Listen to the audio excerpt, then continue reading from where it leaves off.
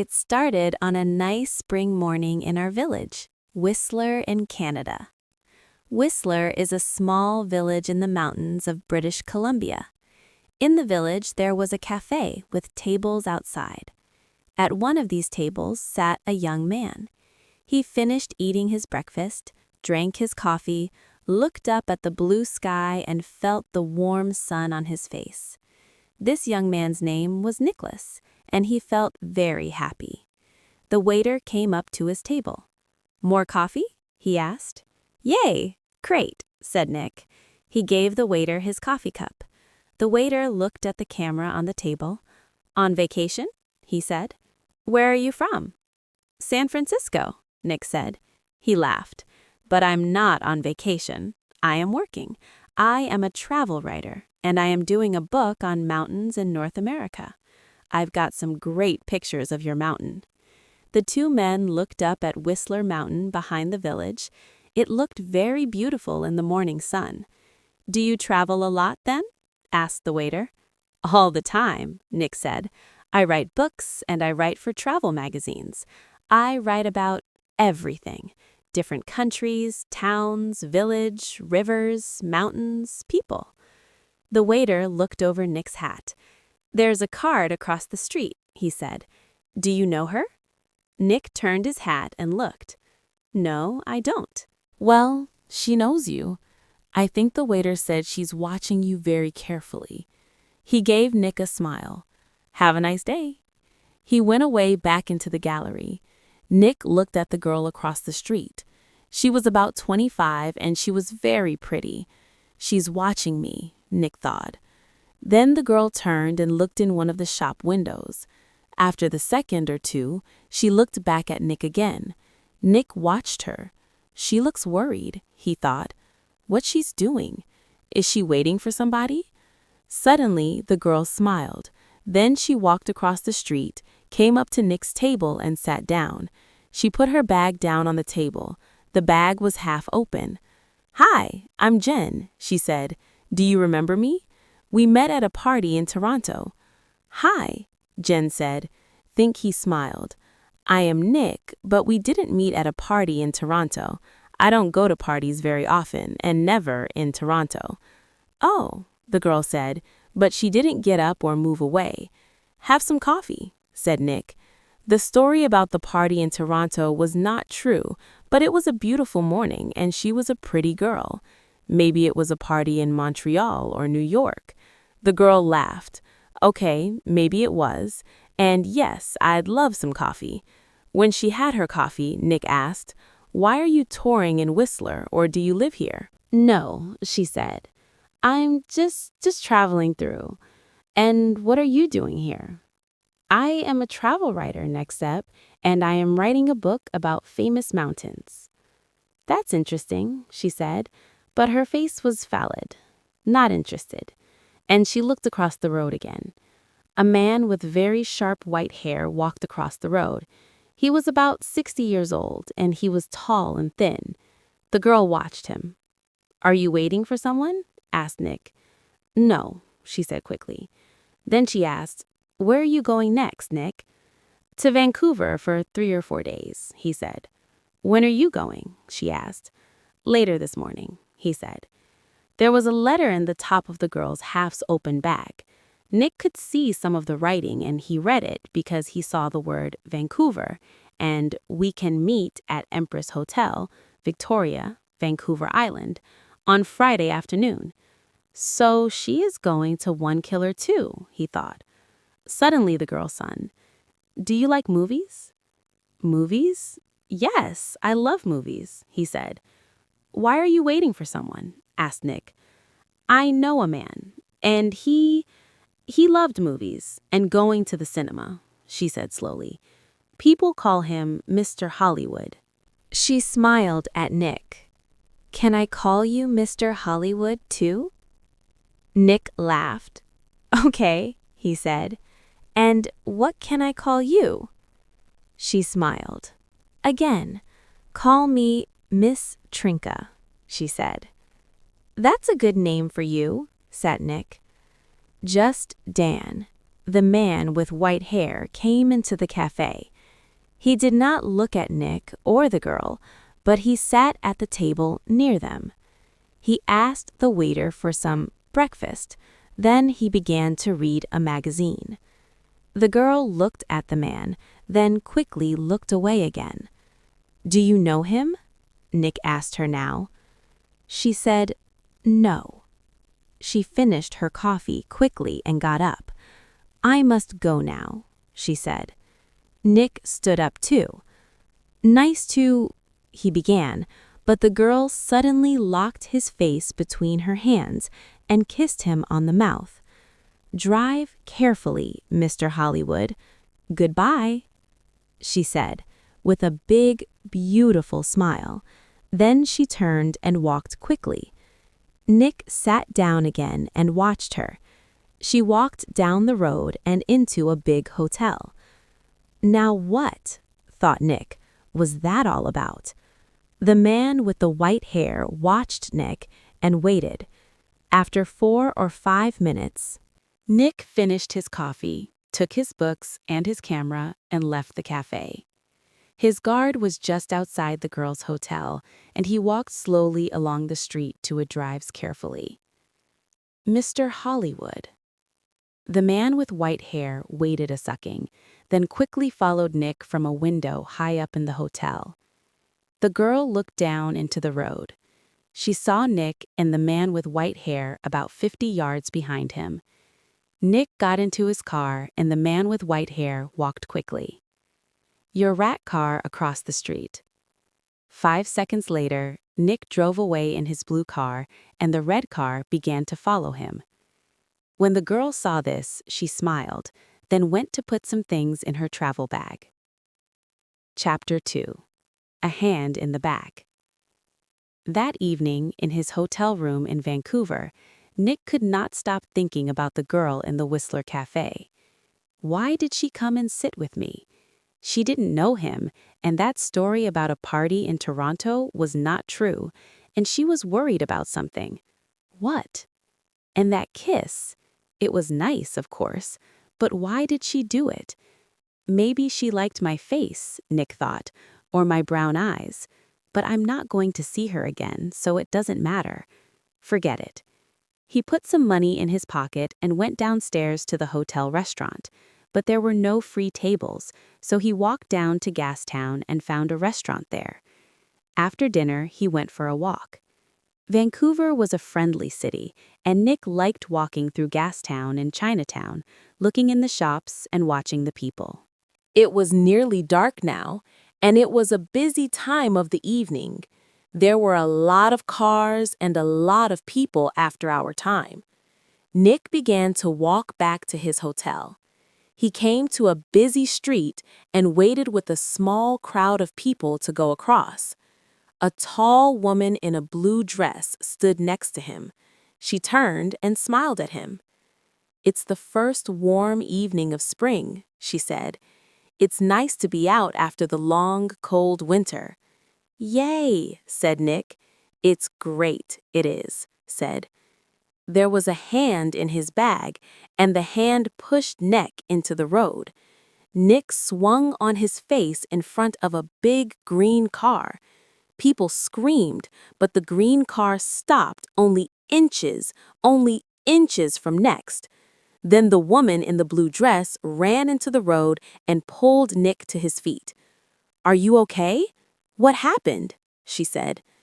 The driver of the green car shouted angrily at Nick, but Nick did not hear him. "Somebody pushed me," he said to the woman. "I didn't fall. Somebody pushed me." "Pushed you?" said the woman. "Who? I didn't see anybody." The man was tall and thin and had very sharp white hair. He walked quickly away down the street and did not look back.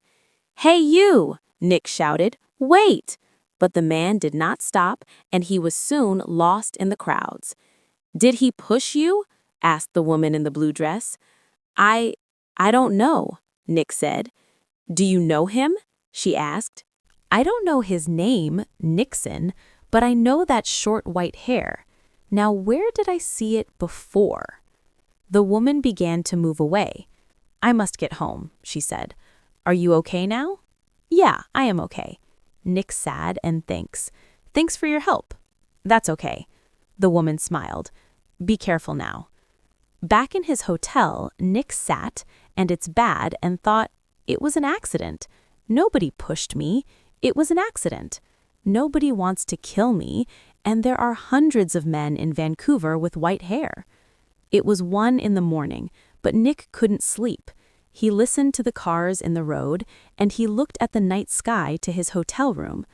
Then he sat at the table and tried to write some more of his book about mountains, but he couldn't think about this one. He got back into the bed. There were 4 or 5 magazines in the hotel room. They were not very interesting, but Nick sat in the bath and opened one and saw a photo of Mystery Girl. He looked at the picture very carefully, but yes, it was her, Jan, the girl from the Mr. Cafe. She was next to a man of about 50 or 55, and they were in the garden of a big, expensive house. They smiled at the camera, and they looked very happy. Canadian millionaire Howard Hudson and his daughter, Mac, it said under the picture, and their home in Toronto. Mac Hudson. Not Jane, not Mystery Girl Mag Hudson, the daughter of a millennia Nick. Why does she come and sit with me in the cafe at Whistler? He thought. Millennia daughters don't sit with strangers in cafes and then give them a big kiss when they leave. Why did she do it? What did she want? He thought back to the cafe in Whistler and the girl next to him at the table. Then he remembered something. He remembered a man at a table near them in the cafe. A tall, thin man, about 60 years old. A man with very short white hair. Nick didn't sleep much that night. Chapter 3. A Walk in the Park. The next day was Thursday. Nick stayed in his hotel room and wrote about mountains all morning. Then he drove to Stanley Park in the afternoon. He sat and read a book for an hour. Then he went for a walk under the tall trees. There was nobody here. It was quiet, and he could walk and think. He thought about Mac Hudson and about the man with white hair. Did she know Mac Hudson? Did he know her? He remembered Mac Hudson's last word. "Tread carefully, Mr. Hollywood." Why did she say that? Why did she call him Mr. Hollywood? He didn't understand any of it. Suddenly, he heard a noise. He stopped. That was a gun, he thought. There's somebody in the trees with a gun there. It is again. Then something hit the tree over his hat. Somebody's shooting at me, Nick thought. He turned and ran, and somebody began run to after him. Nick ran through the trees. There was no sun in here, and it was half dark, and there were no people.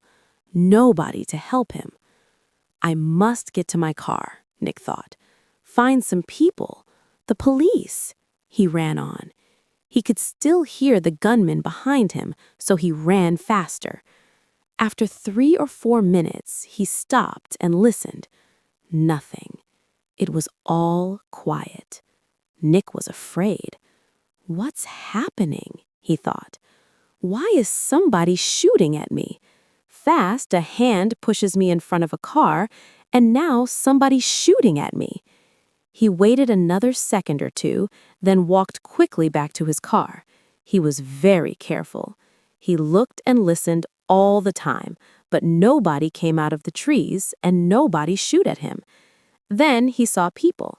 4 men with young children, some wise with the football, 2 men with a dog. He began to feel better. Nobody can shoot me now, he thought. Not with all these people here. 10 minutes later, he was back at his car. There was a letter on the window. Nick read it. It said, "I am going to kill you, Mr. Hollywood." Nick drove to the nearest police station. He waited for half an hour. Then a tired young policeman took him into the small room. Nick told his story, and the policeman wrote it all down. "So what are you going to do?" asked Nick. "Nothing," said the policeman. "Nothing?" said Nick. "But somebody shoot at me and miss loads." The policeman sat triumphantly. "How many people are there in this town with guns?" "I don't know," said Nick. "You didn't see the gunman? Was it a man, a boy, a woman? Color of eyes? Long hair, short hair? You don't know because you didn't see anybody. Maybe it was an old girlfriend. Maybe somebody doesn't like your travel books." "Mr. Lotz." "But what about the man with white hair and Whistler?" said Nick. "The girl, Mac Hudson, called me Mr. Hollywood in the cafe, and this man hurt her, and now I get a letter to Mr. Hollywood on my car. Who is this Mr. Hollywood?" "We all want answer to our questions, Mr. Lotz," the policeman said, "but we don't always get them." "Questions, but no answers?" Nick walked out police station and drove to his daughter. He was angry and afraid. "How did the man with white hair find me in Vancouver?" he thought. "Did he follow me from Whistler? Is he following me now? Maybe he's staying at my hotel too, in the next room with his gun." Chapter 4. The Man with White Hair. Nick stopped his car in front of the hotel. He looked carefully before he got out, but there was nobody with white hair near the hotel. He half ran through the hotel doors and went to the desk inside.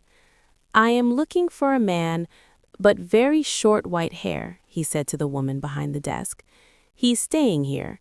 I think he's about 60 years old, and he's tall and thin." The woman did not look very interested. "There are a lot of visitors in the hotel," she said. "Do you know his name?" "No, I don't know that. He's a friend of a friend, you see. He arrived in Vancouver yesterday, and I must find him. It's very important. Please help me." The woman looked at him. "There are 350 rooms in this hotel," she said, "and maybe 30 or 40 men with white hair. How can I remember all their names?" She turned away to answer a telephone call. Nick walked away from the desk. "A drink," he thought. "I need a drink." He went into the hotel bar, got a drink, and sat down at a table. "So what do I do now?" he thought. And then he remembered something. A letter in the girl's half-open bag in the Whistler Cafe, and we can meet at the Empress Hotel Vic, Vancouver Island on Friday afternoon. And tomorrow was Friday.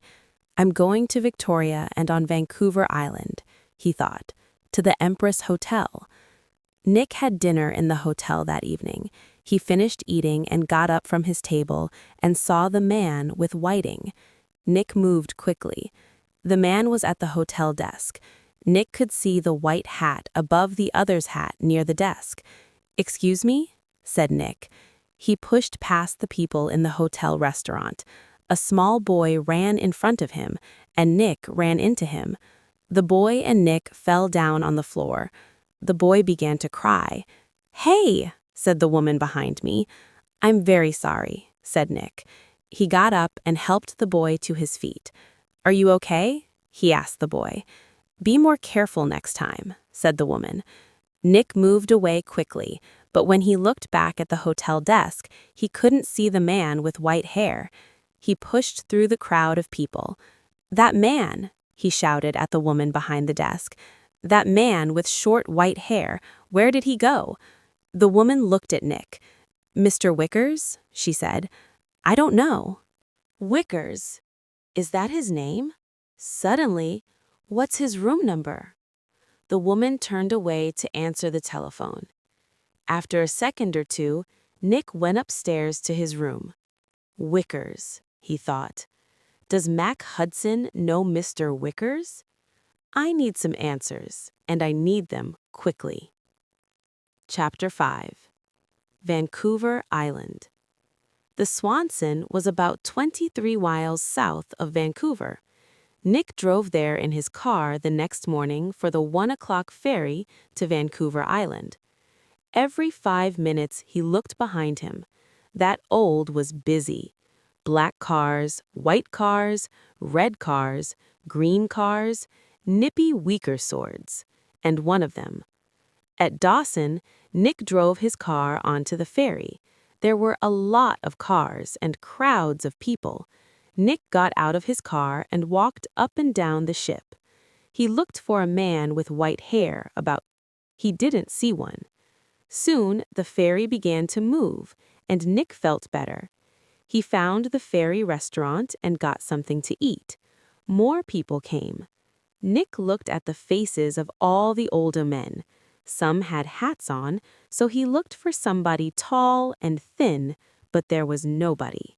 Maybe he's not on the ferry, Nick thought. Maybe he's back in Vancouver. Later, Nick walked around the ship again. Once, he thought he saw the man with white hair in the clouds, but he could not be sure. 90 minutes after leaving Tawasa, the ferry arrived at Swartz Bay and won Kauai Island, and Nick went back down to his car. Swartz Bay was 20 miles north of Victoria. Nick drove quickly and came, looked behind him every 4 or 5 minutes. Once, he saw a red guard about 200 yards behind. Did I see that car on the road from Vancouver to Tawasin? He thought. He drove more slowly, but the rat car still stayed 200 yards behind him, and Nick could not see the driver's face or him. Soon he was in the busy city of Victoria, and Nick didn't see the rat car behind him. Victoria was a city of gardens and beautiful old buildings. Nick liked Victoria very much, but today he was not interested in gardens or buildings. He found the Empress Hotel, went inside, and walked across to the desk. "Can I help you?" a young man asked Nick.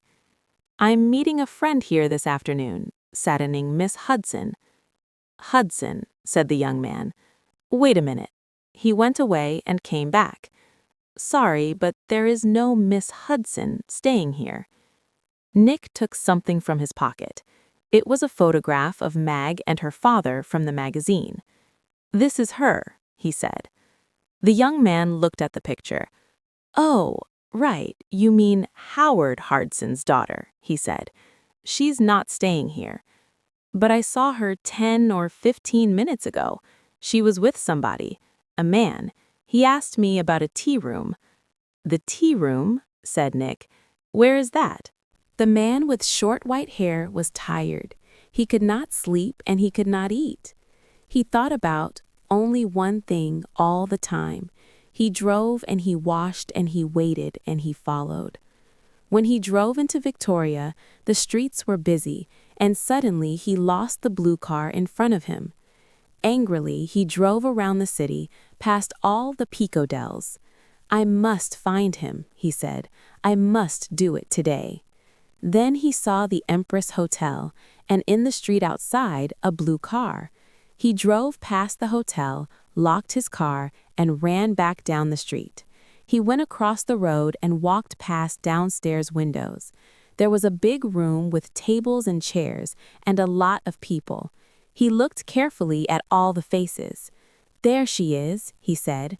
Suddenly, there were 2 men with the car. He could not see their face, only the backs of their hats. But one of the men was in a green shirt. "Mr. Hollywood," the man said and smiled. "Goodbye, Mr. Hollywood." People in the street turned to look at him, but the man did not see them. He walked up to the doors of hotel and put a hand into his pocket. Inside, the gun was cold and hard. Chapter 6. A Tea Party. Nick looked through the source of the tea room in the Empress Hotel. Mac Hudson sat at a table with a man. The man was about 30, or maybe a year or 2 younger. He was tall and brown from the sun, white trousers and white shoes. He sat something to Mac. And she laughed. She looked very happy. A waiter came up to Nick. "Can I get you some tea?" he asked. "No thanks," said Nick. "I am with the 2 people over there." And he walked across to Max's table. "Hello, Mr. Girl," said Nick. "Remember me? We met at Whistler's. Your name was Chandan, but maybe today it's Mac. Hudson. Mag. Hudson looked up at him. Oh, she said, and her face went red. Who is this man? Asked the man. This is Mick, said Mac. He's a writer. Nick, this is Winters, sometimes called Mr. Hollywood, said Nick. Maybe, but how did you know that? Asked Winters. I guessed, said Nick, and I think I'm beginning to understand. Getting ask you a question, Mr. Winters. Does somebody want to kill you? Winters' face went wide. Kill me? What are you talking about? Asked Mac. Before I tell you, answer the question, please, said Nick. You called me Mr. Hollywood in Whistler, and you wanted the man at the next table, the man with white hair, to hear you. Is that right, Mac Hudson? Mag Hudson did not answer at first. Then she said quietly, Yes. Why? Asked Nick. I wanted him to follow you and not me. Why? Nick asked again. I think he is a detective, said Mac, and I think he's working for my father. I saw him soon after I left Toronto. He followed me. Mag put her hand on Winters' arm. My father doesn't like Winters. A month ago, he told me not to see Winters again. I am not happy, and he knows that. I think he guessed that I am meeting Winters, and now he wants to find Winters and stop him seeing me. Stop him, said Nick, or kill him. No, Mag Hudson said, that he doesn't. The man with white hair pushed me in front of a car in Vancouver, Nick told her. He shoot at me in Stanley Park. What? Said Mac. Tell me about this man with white hair, Winter said. Suddenly, Nick looked at him. He's about 60. And he's tall and thin. He said. Do you know his name? All sprinter Wickers sat neck. Winters suddenly looked ill. Did he follow you to Victoria? Did he follow you here? I don't know, said Nick. He watched Winters. You are afraid. Of him? Why?